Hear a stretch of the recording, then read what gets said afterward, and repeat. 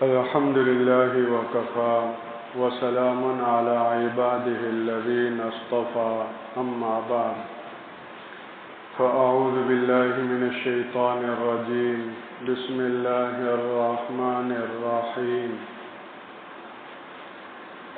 يا أيها الذين آمنوا إذا نودي للصلاة من يوم الجمعة فاسعوا إلى ذكر الله وذروا البيع ذلكم خير لكم إن كنتم تعلمون فإذا قضيت الصلاة فانتشروا في الأرض وابتغوا من فضل الله واذكروا الله كثيرا لعلكم تفلحون اللهم صل على سيدنا ومولانا محمد وعلى آل سيدنا ومولانا محمد وبارك وسلم.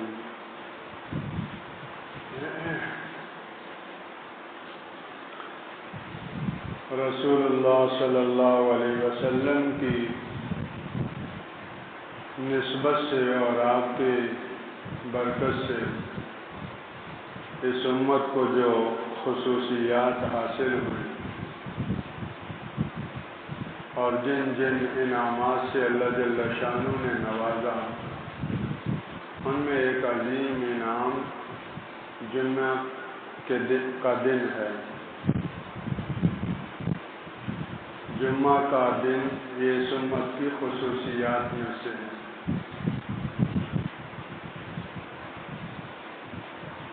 اور اس دن کی خیر و برکتیں ظاہری اور باطنی اور روحانی جو اس میں خیر اللہ نے رکھا ہے، اس کی بنا پر اس دن کو عید کا دن حدیث پاک میں فرمایا. ایک مرتبہ جمعے کے دن آپ نے خطبے میں ارشاد فرمایا، معاشر المسلمین، اے مسلمانوں کی جماعت، قد جعلہ اللہ لکم عیدا، اللہ نے جمعے کے دن کو تمہارے لیے عید بنایا ہے،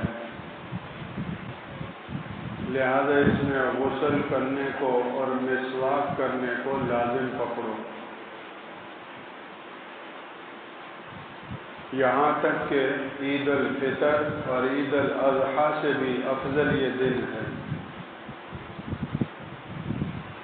پورے سال میں اگر یوم عرفہ افضل ہے تو ارشاد فرمایا ہفتہ میں جمعہ کا دن افضل ہے. پورے سال میں افضل ترین یوم عرفہ، اس کا موازنہ کیا جا رہا ہے تو اس کے لیے یوم جمعہ کو ذکر کرنا ہے کہ کس قدر اللہ کا انعام اور احسان ہے کہ اتنا عظیم مبارک بابرکت دن ہر ہفتے نصیب ہو. یعنی یہ ایسی عید ہے کہ وہ عید سال میں ایک دو مرتبہ آتی ہے، عید الفطر اور عید الاضحیٰ، اور یہ عید اللہ نے ایسی عطا فرمائی جو ہر ہفتہ میں ایک مرتبہ آتی ہے.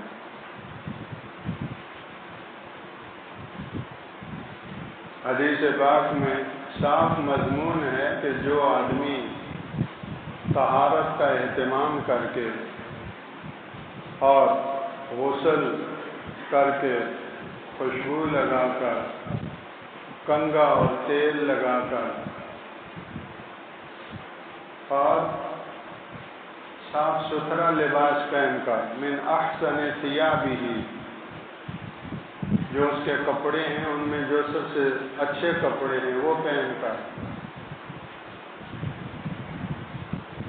سیدنا حضرت حسین رضی اللہ تعالیٰ عنہ شہید کربلا، ان کا تو ہر نماز کے لیے ایک لباس الگ تھا، اسے نماز کے لیے پہنتے تھے.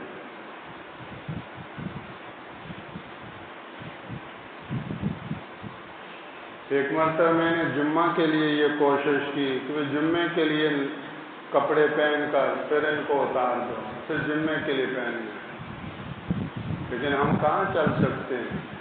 ان کا حال تو یہ تھا، اللہ سے تعلق کا یہ عالم کہ ہر نماز کے لیے ایک الگ لباس تھا۔ تو جمعہ کے دن تو میں اپنے کپڑوں میں سے اچھا لباس پہن کر آئے، جلدی آئے، اور کسی کی گردنوں کو نہ پھلانگے، اور امام جب خطبہ کے لیے آ جائے تو پھر کسی سے کلام نہ کرے۔ فرمایا کہ یہ جمعہ اس کے لیے پورے جمعے کے درمیان کے گناہوں کے لیے کفارۃ لما بینہما، اللہ کفارہ بنا دیں گے۔ اور دوسری حدیث میں جو بخاری کی حدیث ہے، الا غفر له ما بینہ وبین الجمعۃ الاخری، پورے ہفتے کی صفائی کا اور کفارہ کا یہ ذریعہ اس کے لیے بنے گا جو یہ سارے اہتمام کے ساتھ جمعہ کی حاضری دے گا۔ امام جب خطبہ کے لیے آ گیا اور خطبے کے لیے حاضر ہو گیا، اس کے بعد اگر کسی نے امر بالمعروف اور نہی عن المنکر یا سلام یا جواب تو کوئی اچھی بات بھی کہی تو اس کا جمعے کا اجر ضائع ہو جائے گا، اس نے لغو کام کیا۔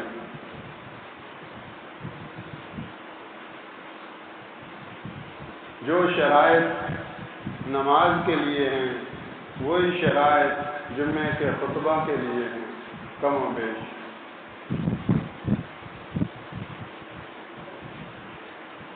تو یہ اگر دوسرے سے کہتے خاموش ہو جاؤ، کوئی بات کر رہا ہے تو اس نے کہا خاموش ہو جاؤ، تو فرمایا کہ اس نے بھی لغو کام کیا اور جمعہ کا جو خاص اجر ہے اس سے یہ محروم ہو گیا۔ تو اللہ جل شانہ نے اس امت کو جمعہ کا مبارک دن دیا ہے، اور پوری قرآن مجید میں ایک مستقل اس نام کی یہ صورت ہے جس کی ایک آیت پڑھی گئی ہے، سورہ جمعہ، اور اس منصوص آیت میں جمعے کے لیے حاضر ہونے کا مستقلاً حکم دیا گیا ہے۔ یا ایھا الذین آمنوا اذا نودی للصلاۃ من یوم الجمعہ فاسعوا الی ذکر اللہ وذروا البیع۔ اے ایمان والو، جمعہ کے دن جب نماز کے لیے بلایا جائے تو فاسعوا الی ذکر اللہ، اللہ کی یاد کے لیے چل پڑو،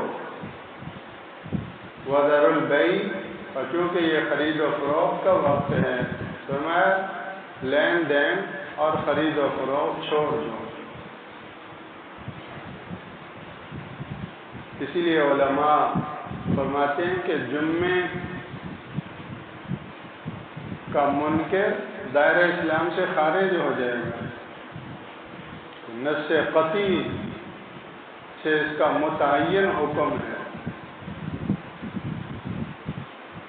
اور ذکر اللہ سے مراد خطبہ ہے جو جمعے کی بنیادی شرائط میں سے ہے، اگر خطبہ نہیں ہوگا تو جمعہ نہیں ہوگا۔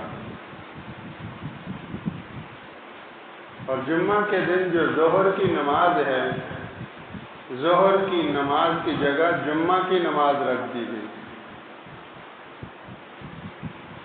تو ظہر کی نماز کے تو 4 فرائض ہیں، جمعہ کی نماز کے 2 فرائض ہیں، لیکن یہ 2 فرائض درجے میں، فضیلت میں ظہر کے 4 فرائض سے افضل ہیں، بڑھ کر ہیں،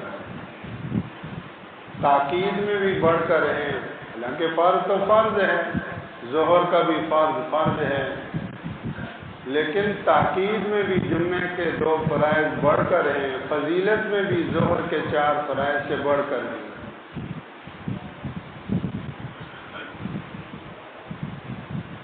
اور علماء فرماتے ہیں کہ باقی جو 2 فرائض ہیں اس کی جگہ جمعے کا خطبہ مشروع ہے۔ تو جمعے کے دن 2 فرائض نماز کی شکل میں اور گویا کہ 2 فرائض خطبے کی شکل میں،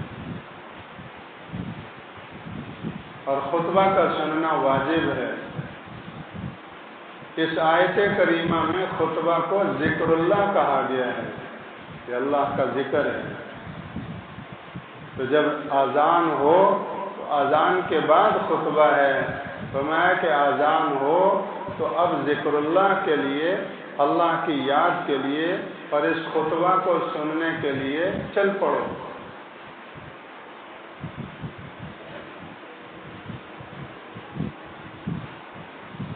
اس لیے خطبہ میں بنیادی 2 چیزیں ہیں، ایک اللہ کا ذکر اور دوسری واعظ و نصیحت۔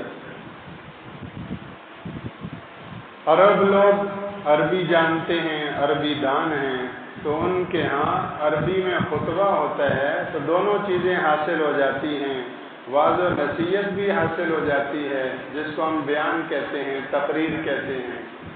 وہ ان کا خطبہ بیان بھی ہوتا ہے، تقریر بھی ہوتی ہے، واعظ و نصیحت بھی ہوتی ہے، اور اللہ کا ذکر بھی ہوتا ہے۔